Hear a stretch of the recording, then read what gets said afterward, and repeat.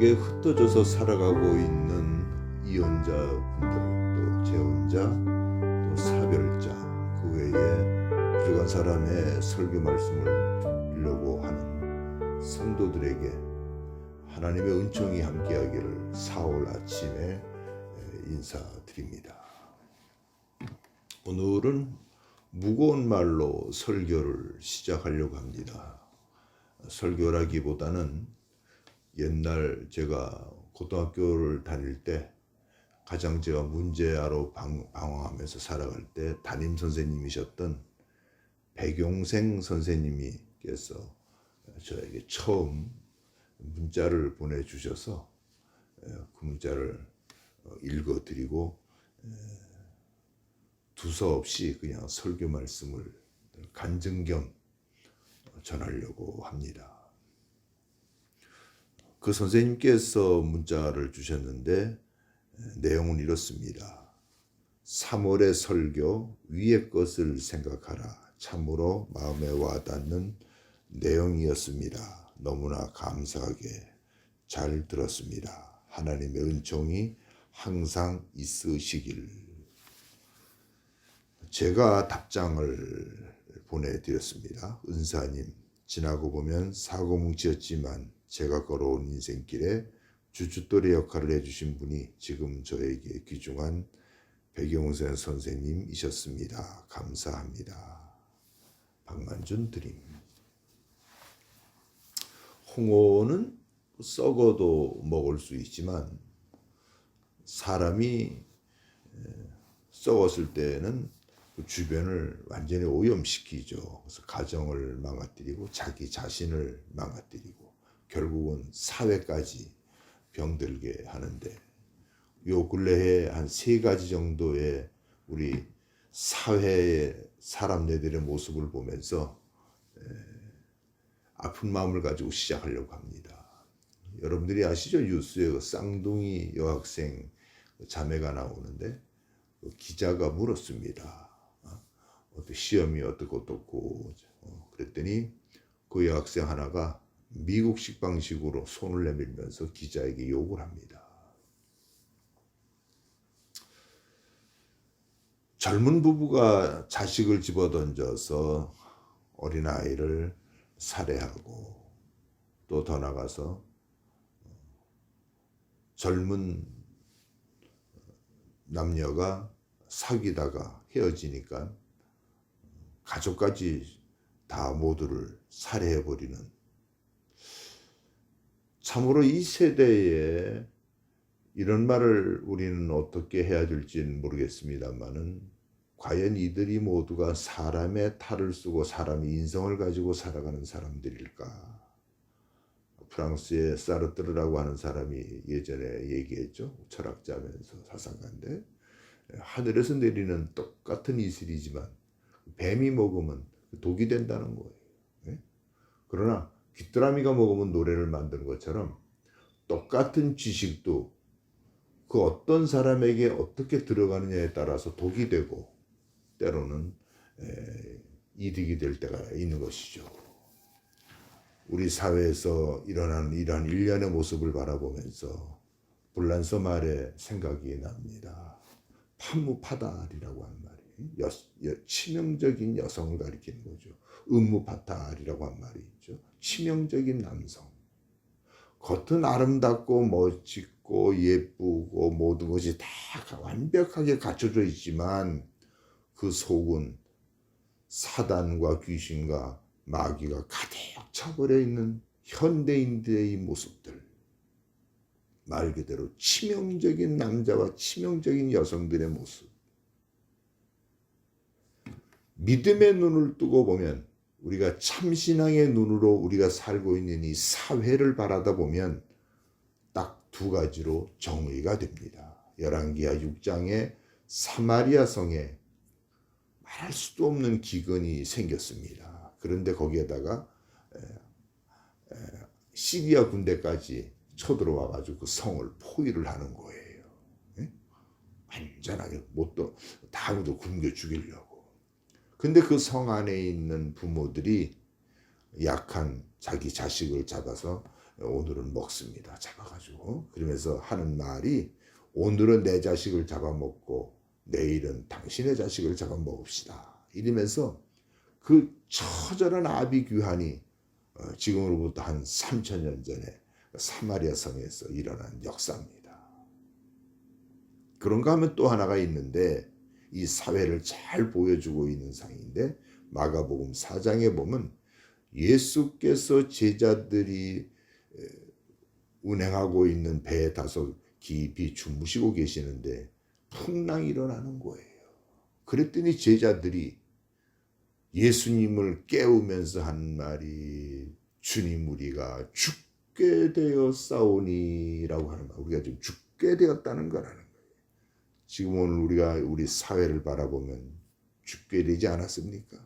오늘은 저 집의 자식을 내일은 우리 집의 자식을 잡아먹는 이 처참하고 참으로 안타깝고 황당하고 기가 막힌 이런 세상을 지금 살고 있는 건 아닙니까?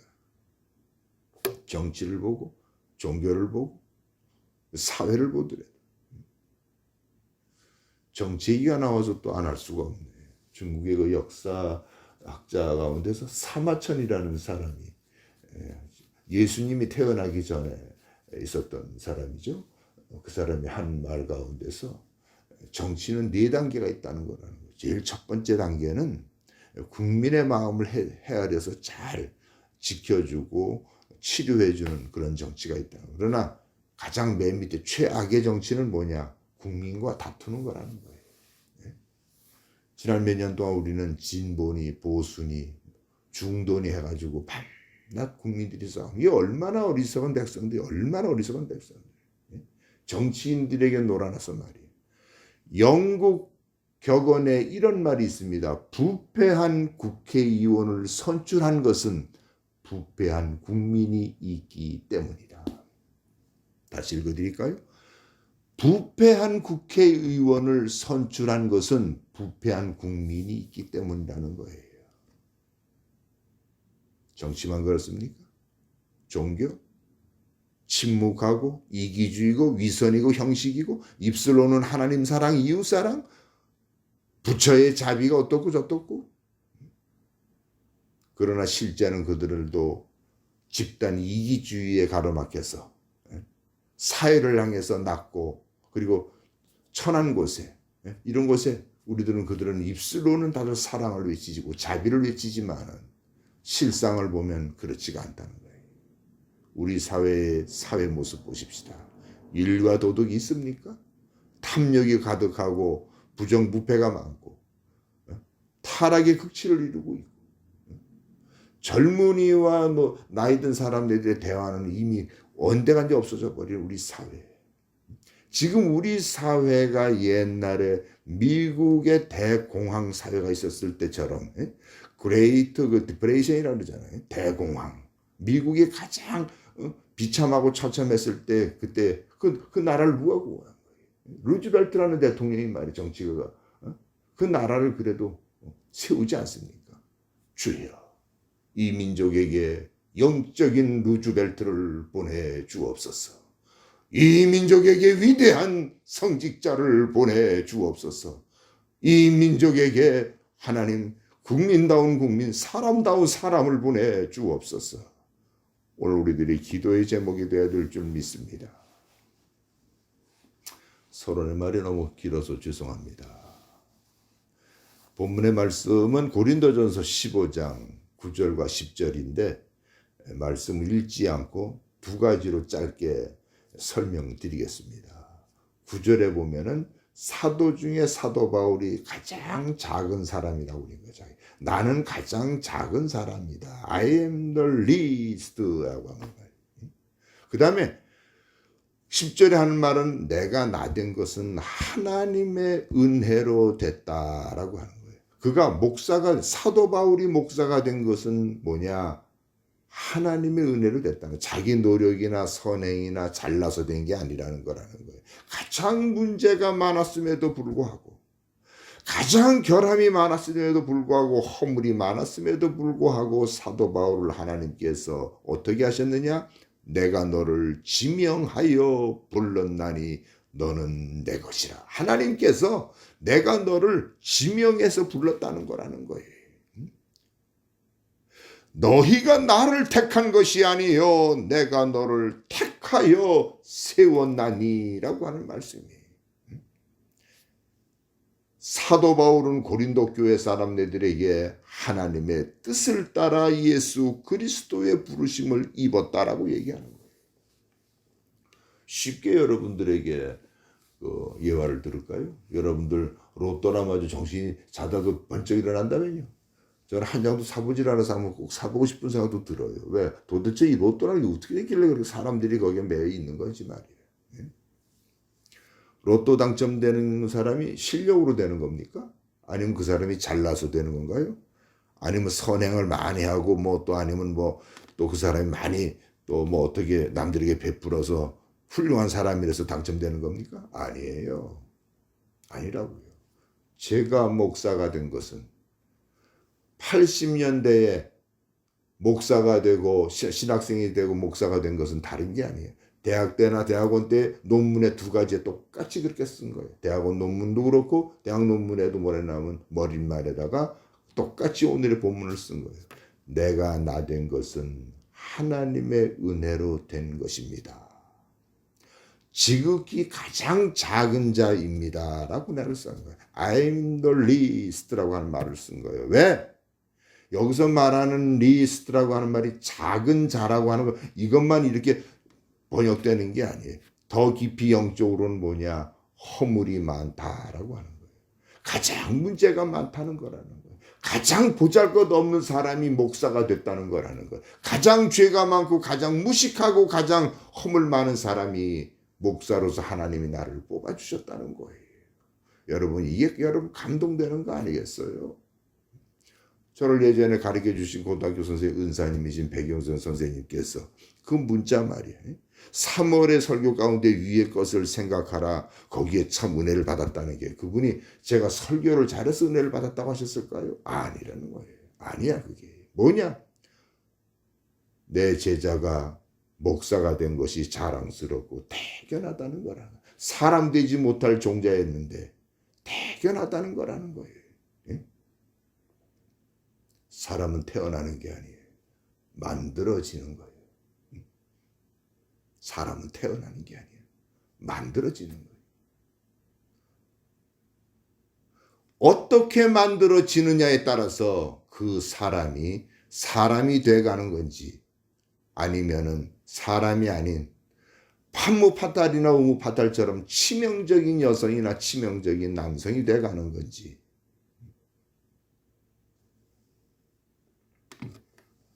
오늘 저와 여러분들에게 저는 이제 다른 말씀을 오늘 굳이 이렇게 하려고 하지 않습니다. 미국의 그 돈 보면 $100짜리에 그 사람 얼굴이 하나 퉁퉁하게 생긴 사람 하나 나오잖아요. 벤자민 플랭클이라고 한 사람. 그 사람의 그 말 가운데 이런 말이 있습니다. 길을 가다 돌이 나타나면 삶의 패배자의 말은 걸림돌이라 생각하고 삶의 승리자의 말은 디딤돌이라 생각한다. 오늘 여러분들 앞에 문제가 있었을 때 그 문제를 바라보며 불평불만하고 여러분들은 비관주의로 살아갑니까? 포기하고 살아갑니까? 그렇지 않다. 그 문제를 넘어서 디딤돌로 삼고 여러분들은 일어나십시오. 여러분들은 그래도 저보다 큰 사람들 아닙니까? 저는 가장 허물이 많은 사람이에요. 제가 유튜브 설교를 시작한 지가 지금 거의 2년이 돼가요. 이것은 제가 원래 하려고 했던 건 아니었고 예전에 우리 집사람이 중심이 돼가지고 이혼자들이나 재혼자, 사별자 이들에게 이제 한 달에 한 번씩 만나잖아요. 그들을 만나서 이제 설교를 해주는 거를 제가 이제 맡아서 하게 된 거예요. 집사람이 또 하라고 하고 그러니까. 근데 나중에 이제 전염병 때문에 또 이게 나중에는 좀 그렇잖아요. 그래서 이제 유튜브 설교로 바꾸고 유튜브 설교를. 저도 이제는 그렇게 설교해야 될 거예요. 언택트 성도 여러분. 이제는 우리는 잘 만나지도 않고 잘 보지도 않고 잘 이렇게 어떻게 되진 않지만은 중요한 것은 뭐냐? 그 속에서 서로가 교제하고 있다는 거예요. 만나고 있다는 거라는 거예요. 유튜브 설교한 제가 매월 한 달에 한 번씩 설교한 것이 제가 사실은 그들만을 위해서 한 줄 알았는데 요 근래 몇 달 전에 제가 나를 발견한 거예요. 그것은 다른 것이 아니라 제가 유튜브 설교를 하지 않으면 죽을 때까지 내 후배들이나 선배나 동기들이 한 번도 하나님의 말씀의 설교를 듣지 못할 사람이 많다는 거예요. 대략 한 7명 정도가 되는데 여기서는 뭐 설교가 누구라고 얘기는 못하겠어요. 그런데 그 중에서 놀라운 변화가 이렇습니다. 어느 날 제가 그걸 좀 늦어서 보내지 않으면 술이 가득 채서 전화를 합니다. 박 목사, 왜 내가 그걸 기다리고 있는데 설교를 보내주지 않냐 이거예요. 유튜브를. 여러분, 그렇게 교회에 대해서 부정적이고 신앙에 대해서 내 주먹만 믿으라고 살아왔던 그 인간들이 시간이 가면서 말이에요. 제 설교를 그래도 받아들이고 있다는 거예요. 사람은 태어나는 게 아니에요. 만들어지는 거예요. 당신은 지금 어떻게 만들어져 가고 있습니까? 현대인들의 치명적인 젊은이들 같은 여성적이고 치명적인 남성 이런 사람들이 돼서 만들어지고 있습니까? 아니면 비둘기 같은 눈을 가진 사슴과 같은 눈을 가진 아름답고 감동된 사람으로 만들어져 가고 있는 것입니까? 이제는 말씀을 마치려고 합니다. 오늘 우리들은 기도의 제목을 가져야 합니다. 주여 이 나라에 은혜를 베풀어 주소서. 이 나라가 사마리아 성 안의 백성들처럼 오늘도 저 사람을 잡아먹고 내일은 이 사람을 잡아먹는 이 참담한 현실 속에서 이 민족을 불쌍히 보시옵소서. 기도하십시다. 거룩하신 아버지, 이 민족이 사마리아 성 안에 있는 백성들처럼 서로 잡아먹고 살아가는 이 민족들입니다. 뱃속에 있는 아버지 풍랑을 이는 수고 가운데서 우리가 죽게 되었다라고 하는 제자들처럼 오늘 우리들이 죽어가고 살아있는 것 같지만 실상은 죽어가고 있는 이 민족을 불쌍히 보시옵소서. 이 백성들을 불쌍히 보시고 피할 길을 열어 주옵소서. 예수 그리스도의 이름으로 기도드리옵나이다. 아멘.